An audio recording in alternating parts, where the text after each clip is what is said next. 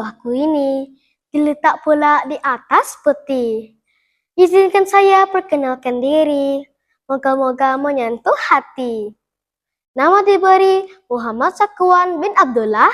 Saya berusia 12 tahun dan saya menuntut ilmu di Sekolah Kebangsaan Kampung Pahlawan dengan skot sekolah WBA 5104. Pada masa lapang, saya gemar memanfaatkan masa dengan membaca buku cerita. Kalau bukan karena buku, tidaklah tokoh banyak berilmu. Kalau bukan karena hati, tidaklah saya berada di sini.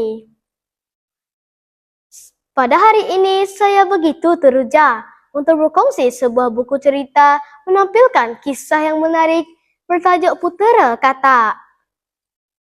Sebuah terbitan main tuman yang mengandungi 16 halaman bercetak penuh dengan pengajaran. Buku ini mengisahkan tentang Puteri Alisa yang bermain bola di tepi perigi. Namun, semasa bermain, bola itu tiba-tiba melantun dan jatuh ke dalam perigi. Ia coba untuk mengambilnya, namun usahanya gagal. Tiba-tiba, seekor katak muncul dan menawarkan diri untuk membantu sang puteri dengan bersyarat. Syaratnya ialah, sekiranya sang katak berjaya mendapatkan bola, sang puteri mesti mengizinkan sang katak makan dan minum menggunakan pinggan dan gelas puteri, serta membenarkan sang katak untuk tidur di atas katilnya. Sang puteri pun bersetuju. Sang katak terus terjun ke dalam perigi. Tidak lama kemudian, sang katak pun menjumpai bola yang hilang itu dan mengembalikannya kepada sang puteri. Puteri Alisa sangat bergembira. Ia terus meninggalkan sang katak tanpa menunaikan janjinya. Ketika sang puteri makan malam bersama Raja Arif, mereka tiba-tiba mendengar bunyi bising. Puteri Alisa menjenguk keluar untuk menyiasat. Alangkah terkejutnya apabila sang puteri melihat sang kataklah yang membuat bunyi bising tadi. Puteri Alisa terus menutup pintu tanpa menyapa sang katak. Puteri Alisa memberitahu ayahanda bahwa tiada orang di luar. Namun, sang katak terus membuat bising tanpa henti sehingga Raja Arif menyuruh menterinya untuk menyiasat. Tidak lama kemudian, menteri datang bersama sang katak dan sang katak pun menceritakan dan mengadu tentang janji yang dibuat oleh sang puteri kepadanya.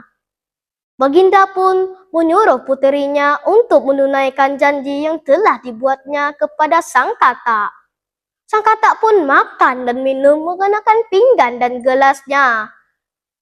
Apabila malam semakin larut, sang puteri berasa mengantuk dan berjalan ke dalam bilik tidur tanpa menghiraukan sang katak.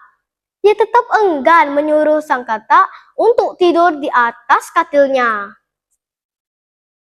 Dalam tidurnya, sang puteri mendapat mimpi, di mana dia bermimpi dia menjadi seekor katak yang gemuk dan hodoh.